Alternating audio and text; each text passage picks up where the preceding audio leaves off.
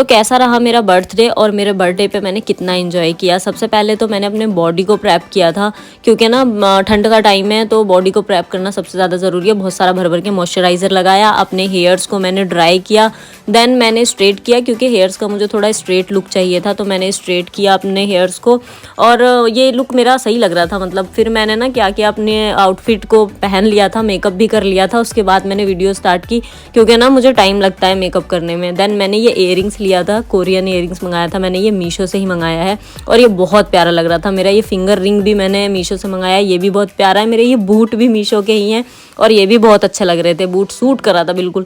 Denim मेरी कमला नगर से ली थी मैंने, और मेरा इनर जो टी शर्ट मैंने पहना हुआ है वो भी कमला नगर का है। मेरा स्कार्फ मनाली का, और ये जो मेरा बैग है ना लग्जरी बैग, ये आप मानोगे नहीं मीशो का है। और ये बहुत बहुत ज़्यादा अच्छा लग रहा था मेरी ड्रेस के साथ, क्योंकि मैंने मैचिंग ही इस तरीके से की थी, वाइट एंड जो मेरा बैग था ये भी वैसे वाइट में ही है। तो बहुत अच्छा लग रहा था वाइट ब्लू का कॉम्बिनेशन। और ये मेरा फाइनल लुक था, आप देख लो मैं कैसी लग रही हूँ ज़रूर बताना। देन हम निकल गए थे घर से 10:30 बजे समथिंग हम निकल गए थे। बहुत सारा एंजॉय करते हुए हम पहुँचे मूर्थल, और मूर्थल में था ये ढाबा जहाँ हम गए हैं, ये है रेशमा ढाबा। और ये ढाबा मतलब देख लो आप, इसका एम्बियंस कितना खूबसूरत है, मतलब परफेक्ट प्लेस है अगर आप कुछ सेलिब्रेट करने जा रहे हो तो। मुझे तो अपना बर्थडे यहाँ सेलिब्रेट करके बहुत बहुत अच्छा लगा, क्योंकि इसका एम्बियंस ऐसा ही था बिल्कुल। मतलब इतना अच्छा एम्बियंस रहेगा तो किसी को भी अच्छा लगेगा। फिर हम धीरे धीरे करके अंदर गए और लुक देख लो आप, बाहर कितनी सारी लाइटिंग है, और मैंने यहाँ पे ही पहले ही बहुत सारी वीडियो बना ली थी। देन अगर आप अंदर एंटर करोगे तो ये हार्ट मिल जाएगा, और इसका झूमर ऊपर कितना अच्छा लग रहा है।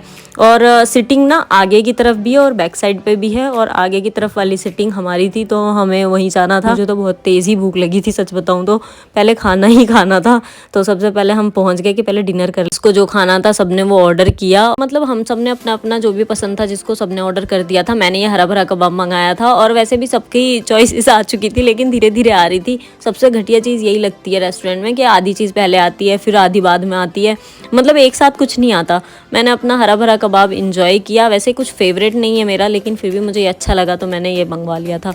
देन उसके बाद हमारी आने वाली थी ट्रेन, क्योंकि जो भी चीज़ें आ रही हैं ट्रेन से आ रही है, तो हम वेट कर रहे थे कि यार ट्रेन आए और हमारा और खाना लाए। तो ये देखो भाई ट्रेन भी आ गई है, और ट्रेन के आने के बाद हमने इस पे से ये पराठा उतारा। अभी और भी चीज़ें आनी रह गई है जो कि मैं वीडियो नहीं बनाऊंगी, क्योंकि अब खाने पे कॉन्सेंट्रेट करना है, भूख लगी हुई। उतार लिया पराठा के, जल्दी उतारो। और उसके बाद आती है बारी केक कटिंग की, तो मुझे भेजा गया जहाँ हैप्पी बर्थडे और डेकोरेशन थी, तो मैं वहाँ जाके बैठी।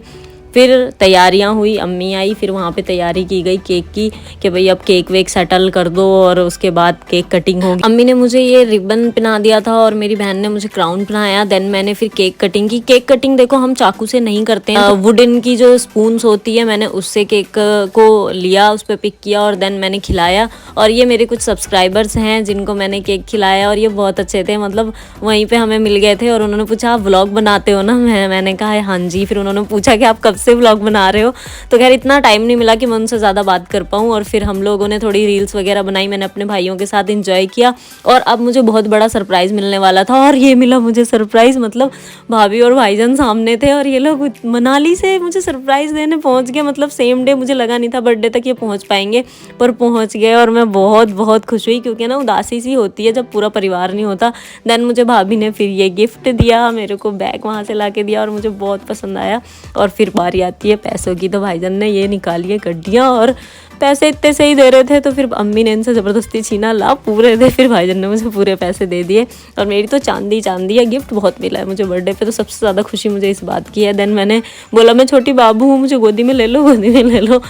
तो वैसे मुझे पता है गोदी में नहीं ले पाएंगी, उनकी भी तबीयत ख़राब है। और फिर मैंने थोड़ी बहुत जिद की किसी चीज़ के लिए, मुझे याद भी नहीं है क्यों जिद कर रही थी मैं। उसके बाद हमारी गाड़ी में घुस गया चूहा। फिर बहुत देर तक तो चूहे को ही निकालते रहे, पता नहीं यहाँ की पार्किंग में चूहा कहाँ से आ गया और गाड़ी में कहाँ से चला गया। हम तो सोच रहे थे थार में ना जाए। फिर हमें भाई यहाँ पे भी दोबारा भूख लग गई, तो हमने पिज़्ज़ा खाया यहीं रास्ते पे खड़े खड़े। और उसके बाद फिर पिज़्ज़ा खाया, और पिज़्ज़ा खाने के बाद मुझे दोबारा से केक कटिंग का थोड़ा मन सा हो रहा था कि मुझे थार के ऊपर केक काटनी है। थार वैसे बहुत गंदी हो रही थी, क्योंकि मनाली से उसी वक्त ही आई है, तो गंदी तो रहेगी। यहाँ देखो इसको पार्किंग करवा रही है दोनों गाड़ियाँ। और फिर मैंने कहा भैया थार पे मुझे काटनी है तो काटनी है। तो हम गए हवेली, और देन हवेली पे फिर मैंने दोबारा से एक बार फ़ोटो खिंचवाई थार पे, और फिर मैंने दोबारा से केक कटिंग की और फिर मैंने खिलाया है भाईजान और भाभी को भी। वैसे हम नाइफ यूज़ नहीं करते हैं केक कटिंग के लिए, हम लोग या तो स्पून से या तो उंगलियों से एक दूसरे को खिला लेते हैं। खिला लिया, बहुत सारा एंजॉय किया। ये फैमिली का एक टाइम होता है जो कि मुझे ना नज़र से बहुत डर लगता है, मैं नहीं अपलोड करना चाहती थी, लेकिन ये एक हैप्पी टाइम है। प्लीज़ नज़र वज़र मत लगाना कोई। आपको मेरी वीडियो कैसी लगी ज़रूर बताना, और आप लोग भी दुआ करो कि अल्लाह पाक आप लोगों की लाइफ में भी ऐसा एंजॉयफुल मोमेंट रखे कि फैमिली के साथ आप इंजॉय कर सको। मैं चलती हूँ, अल्लाह हाफिज़, टिल देन बाय।